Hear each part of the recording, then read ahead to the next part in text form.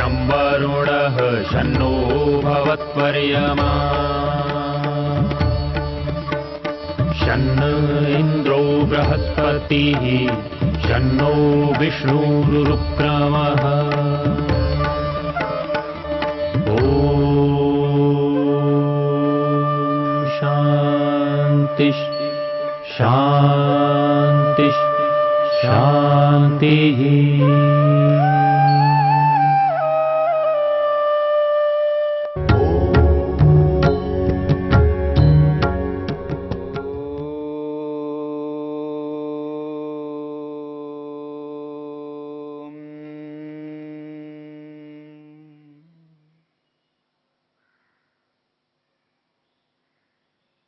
योग के विघ्नों पर चर्चा हो रही है। योग के अंतराय यानी योग के बाधक तत्व। महर्षि पतंजलि ने योग के 9 प्रकार के बाधक तत्वों की चर्चा की। व्याधि उनमें से पहला तत्व है जो योग को होने नहीं देती है। व्याधि यानी रोग।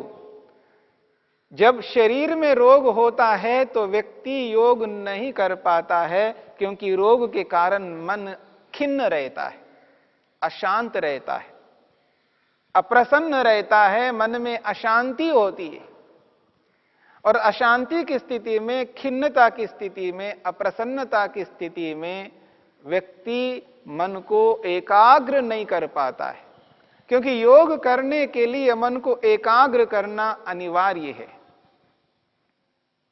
इसलिए रोग जो है, व्याधि, योग को होने नहीं देती है। व्याधि को रोके रखना है, व्याधि को आने नहीं देना है।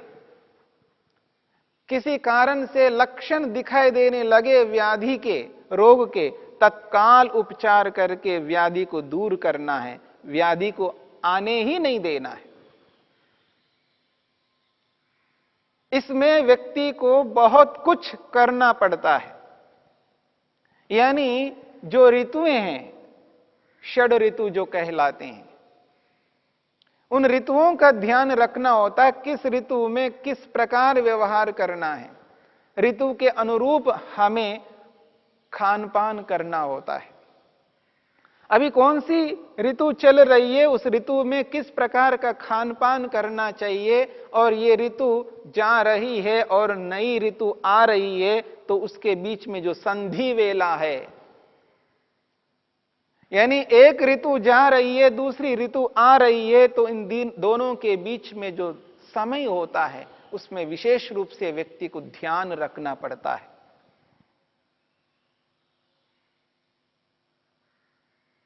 वर्षा ऋतु जा रही है,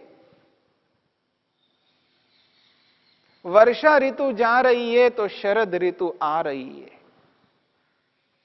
शरद ऋतु जा रही है तो हेमंत ऋतु आ रही है। हेमंत ऋतु जा रही है तो शिशिर ऋतु आ रही है।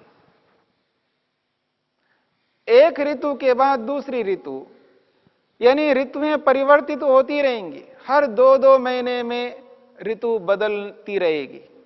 इस प्रकार से 6 ऋतु।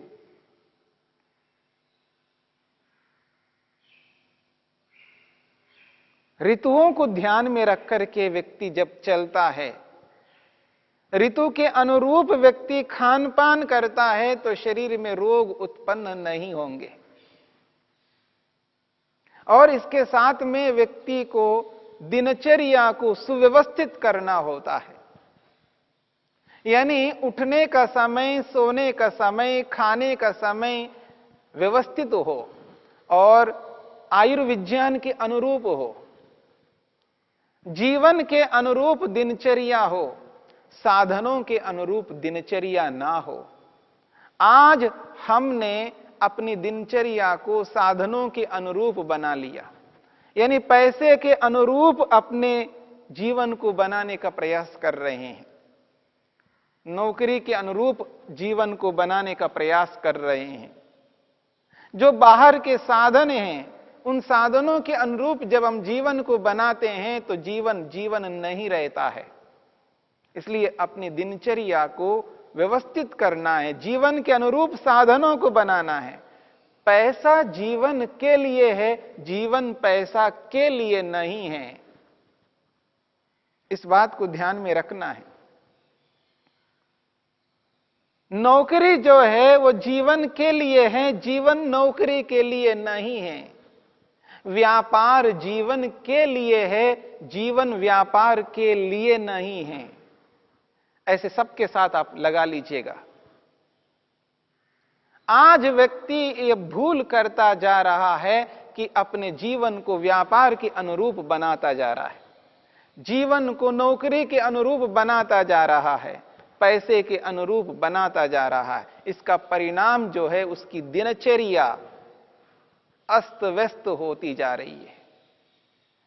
वो व्यापार के अनुरूप जीवन को बनाने के कारण से उसका जो सोना है, उसका जो उठना है, उसका जो खाना है, वो व्यापार के अनुरूप बन गया है। भोजन के समय में नाश्ता कर रहा है, भोजन के समय में नाश्ता कर रहा है। 11-12 बजे व्यक्ति नाश्ता कर रहा है, जो भोजन का समय होता है। 3-4 बजे व्यक्ति लंच कर रहा है, जो वो समय नहीं है।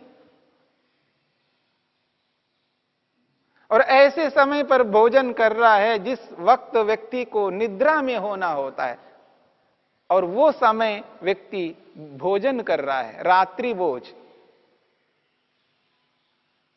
और जिस समय व्यक्ति को जागना चाहिए उस समय सो रहा होता है, और सोने के वक्त निद्रा के समय में जाग रहा होता है, और जागने के वक्त सो रहा हो रहा है। तो ये जो दिनचर्या है, ये जीवन के अनुरूप हमें बनाना है, आयुर्विज्ञान के अनुरूप बनाना है। जो आयु को देने का विज्ञान है, उस विज्ञान को समझना है, आयुर्वेद को भुलाना नहीं है।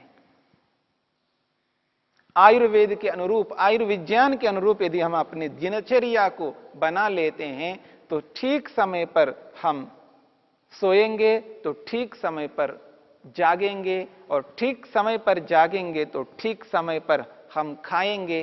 तो ये जो दिनचर्या है व्यक्ति की, ये दिनचर्या व्यवस्थित हो, आयुर्विज्ञान के अनुरूप हो, जिससे शरीर स्वस्थ रहता हो। जिस रूप में शरीर को रखने पर स्वस्थ रहता हो, उसी रूप में रखना पड़ेगा। इसलिए शरीर में यदि व्याधि आ रही है, तो उस व्याधि के पीछे हम स्वयं कारण हैं, हमारी बुद्धि वहां पर कारण है, हमारी प्रज्ञा, हमारा जो ज्ञान विज्ञान है, हमारी जो जानकारी है, वो कारण है। गलत जानकारी से व्यक्ति गलत करने लगता है। हमें देखा देखी नहीं करना है, हमें यदि करना है तो जीवन को देख करके करना है। जिस रूप में जीवन ठीक रहता है, जिस रूप में शरीर स्वस्थ रहता है, उसी रूप में हमें चलना हो। प्रकृति का उल्लंघन नहीं करना है। सृष्टि क्रम का जो नियम है, उस नियम का उल्लंघन नहीं करना है। यानी रात सोने के लिए बनी है तो रात को सोना है, और दिन जागने के लिए बना है तो दिन में जागना है। जब व्यक्ति अपनी दिनचर्या को उल्टा कर देता है, सोने के वक्त, नींद के वक्त जागता है और जागने के वक्त सोता है, तो शरीर उचित नहीं रह पाएगा, स्वस्थ नहीं रह पाएगा। आप कितना ही उत्तम भोजन करिए, लिमिट में करिए, मात्रा में करिए, अनुकूल भोजन करिए, तो भी यदि आपने जागने के समय सोना और सोने के समय जागना कर रहे हैं, तो शरीर स्वस्थ नहीं रह पाएगा। ऐसे बहुत से कारण हैं, जिन कारणों को जान करके, समझ करके व्यक्ति को आगे बढ़ना है। हट नहीं करना है, दुराग्रह नहीं करना है, और ये नहीं समझना है कि अगर हम समय पर खाते हैं तो हम पिछड़े हुए हैं। अनेक बार व्यक्ति ये समझने लगता है जो प्राचीन परंपरा के अनुसार जब व्यक्ति उचित कर्म कर रहा होता है, वो प्राचीन होने के कारण से वो अनुचित मानने लगता है, और आधुनिक को वो उचित मानने लगता है क्योंकि वो आधुनिकता से युक्त है। सभी लोग आधुनिक होकर के कर रहे हैं, इसलिए मेरे को भी आधुनिक होना है। और आधुनिकता का ये अभिप्राय नहीं है कि आप प्रकृति का उल्लंघन करें। आधुनिकता का ये मतलब नहीं है कि आप रात जागते रहो। कौन सी आधुनिकता है? कौन सा ऐसा नियम है, कौन सा ऐसा मेथड है जो ये कहता हो कि व्यक्ति को रात में जागना चाहिए? हां, आप किसी परिस्थिति विशेष में, कारण विशेष में जागते हो तो वो एक विकल्प है, ऐसा हो सकता है किसी के साथ, लेकिन आप रोज इसी प्रकार जागते जा रहे हो तो ये उचित नहीं होता। उचित वो भी नहीं है, लेकिन वहां हम मजबूर है। किसी कारण विशेष से यदि व्यक्ति को जागना पड़ रहा हो, उस स्थिति में व्यक्ति जागता है, उसके सामने और कोई विकल्प नहीं है।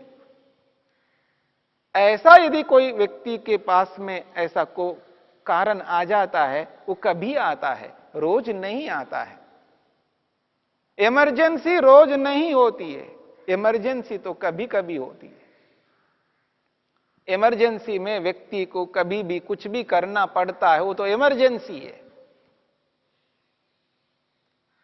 इमरजेंसी को दिनचर्या के रूप में रोज नहीं बना सकते। विकल्प तो कभी होता है, ऑप्शन तो कभी कभी होता है। रोज तो व्यक्ति को नियम पूर्वक ही चलना होता है। किसी आपत्ति में, कोई ऐसी आपत्ति काल आ गया है, उस आपत्ति में व्यक्ति उस नियम का पालन नहीं कर पा रहा है क्योंकि वहां पर उसके सामने विकल्प नहीं है। पर इसका यह अभिप्राय नहीं है रोज व्यक्ति आपत्ति बना ले, रोज कोई आपत्ति से ग्रस्त बना ले। इसलिए प्रज्ञा अपराध नहीं करना है। अपनी जो बुद्धि है, अपना जो ज्ञान विज्ञान है, अपनी जो जानकारी है, उसको समुचित रूप में व्यवहार में लाना है। प्रयास व्यक्ति को यह करना चाहिए कि रोगी ना पढ़ूं। भगवान ने बुद्धि दी है, संसार को बनाने वाले ने ये जो शरीर बना करके दिया है, इस शरीर को स्वस्थ रखना हमें आना है। शरीर के साथ अन्याय नहीं करना है। और व्यक्ति दूसरों के साथ अन्याय तो करते ही हैं, यानी अज्ञानता के कारण से, मूर्खता के कारण से, नासमझ के कारण से दूसरों के साथ अन्याय कर लेते हैं। पता नहीं व्यक्ति दूसरों के साथ अन्याय कितना कर रहा है, पर इतना मैं अवश्य कह सकता हूं, सबसे अधिक अन्याय व्यक्ति स्वयं के साथ कर रहा होता है। अपने शरीर के साथ कर रहा है, अपनी इंद्रियों के साथ कर रहा है, अपने मन के साथ अन्याय कर रहा है व्यक्ति। शरीर को स्वस्थ न रखना यह बहुत बड़ा अन्याय है शरीर के प्रति। भगवान ने, यानी शरीर को बना करके देने वाले ने ऐसी हमें बुद्धि दी है, ऐसे साधन दिए हैं, ऐसा शरीर दिया है। इस शरीर को स्वस्थ रखते हुए, इसको समुचित रूप में व्यवस्थित रखते हुए अपने प्रयोजन को पूरा हम कर सकते हैं। उस प्रयोजन को पूरा ना करके इस शरीर के साथ अन्याय करने लगते हैं। जब शरीर के साथ अन्याय करने लगते हैं तो बहुत बड़ी हानि होती है। पता नहीं दूसरों की हानि हो रही है या नहीं हो रही है, लेकिन खुद की तो बहुत बड़ी हानि हो रही है, क्योंकि वो अपने लक्ष्य से वंचित होता है, अपने उद्देश्य से भटक जाता है व्यक्ति। इसलिए भटकना नहीं है, अपने उद्देश्य से वंचित नहीं होना है। इसलिए शरीर के साथ अन्याय कभी नहीं करना है। व्यक्ति खाता जा रहा है लेकिन व्यायाम नहीं करता है, उसको पचाने का काम नहीं करेगा तो व्यक्ति का जो खाना है वो अनुचित हो जाएगा। जब व्यक्ति विधि पूर्वक नहीं चलता है तो शरीर रोगग्रस्त हो जाता है, या तो मोटा हो जाता है, या बहुत पतला हो जाता है, अथवा नाना प्रकार के रोग उत्पन्न होते हैं। इसलिए व्यक्ति को ध्यान देना होता है, शरीर के प्रति अन्याय बिल्कुल नहीं करना है।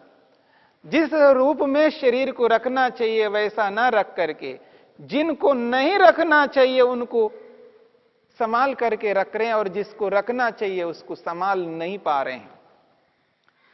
कीमत किसकी है? पैसे की कोई कीमत नहीं है। मेरी बात को समझने का प्रयत्न करना। मकान की भी कोई कीमत नहीं है, सोने चांदी की भी कोई कीमत नहीं है। क्यों? ये दोबारा भी प्राप्त किए जा सकते हैं। पैसा चला गया तो दोबारा प्राप्त किया जाता है, मकान गया तो दोबारा प्राप्त किया जाता है, नौकरी चली गई तो दोबारा प्राप्त किया जा सकता है, परंतु शरीर एक बार चला जाए तो दोबारा इसी शरीर को प्राप्त नहीं किया जा सकता। यदि शरीर रोगग्रस्त हो गया है तो इसको ठीक करना बहुत मुश्किल हो जाता है। सामान्य रोगों में तो बहुत कठिनाई हम महसूस करते हैं, और जब विशेष रोग उत्पन्न हो जाते हैं उनको दूर करना बहुत कठिन है। व्यक्ति डायबिटिक बन गया है, मधुमेह से ग्रस्त हो गया है, डायबिटीज व्यक्ति अपने रोग को दूर नहीं कर पा रहा है। एक बहुत बड़ा रोग है। ऐसे ही कैंसर है, ऐसे ही बहुत बड़े बड़े रोग हैं जिनको व्यक्ति दूर नहीं कर पाता है। उपचार के माध्यम से एक सीमा तक उसको रोके रख सकता है, पर समाप्त नहीं कर पा रहा है, जिसके कारण से शरीर वैसा नहीं रहता है रोग के रहने से पहले जैसा था। इसलिए शरीर के साथ हमें अन्याय नहीं करना है। अपनी दिनचर्या को व्यवस्थित रखनी है, अपने खान पान को व्यवस्थित रखना है, अपने जागने को, उठने को, अपने सोने को व्यवस्थित रखना है। जब व्यक्ति व्यवस्थित होकर के चलता है, अपनी बुद्धि का समुचित रूप में प्रयोग करता है, तो व्यक्ति अपने शरीर के साथ न्याय कर पाएगा। अगर ऐसा नहीं करता है तो शरीर के साथ अन्याय होगा, और यह शरीर के साथ अन्याय बहुत भारी पड़ेगा। यदि किसी के पास में बहुत अपार संपत्ति हो और उसको किसी ने छीन लिया हो तो परवाह नहीं करना, क्योंकि भगवान ने ऐसी बुद्धि दी है, हमारे पास ऐसे साधन है, ऐसा शरीर है, दोबारा प्राप्त कर पाएंगे। पैसा गया तो दोबारा प्राप्त हो सकता है। दुनिया के कोई भी शरीर से अतिरिक्त पदार्थ हैं संसार में, अगर वो हमसे छूट जाएं, हमसे कोई छीन लें, तो दोबारा उनको प्राप्त किया जा सकता और किया जाता है, और इस बात को सभी जानते हैं। लेकिन ये जो शरीर है, अगर ये टूट फूट जाए, यदि इस शरीर के अंदर ऐसी विकृति उत्पन्न हो जाए, ऐसा रोग आ जाए, तो दोबारा इस शरीर को उसी रूप में खड़ा करना मुश्किल है, कठिन है, संभव नहीं है। हां, आर्टिफिशियल आप कुछ साधन लगा सकते हैं, किडनी आर्टिफिशियल लगा सकते हैं, आर्टिफिशियल हार्ट लगा सकते हैं, पर वो वैसा काम नहीं करते हैं जैसे नेचुरल, जो स्वाभाविक हैं, जो स्वाभाविक यंत्र स्वाभाविक रूप से जिस प्रकार से काम करते हैं और व्यक्ति जिस रूप में आगे बढ़ता है, वैसा नहीं कर पाएगा। इसलिए व्याधि को होने न देना ये योगाभ्यासी का बहुत बड़ा कर्तव्य है। योगाभ्यासी को व्याधि से बहुत दूर रहना है, ये बाधक है।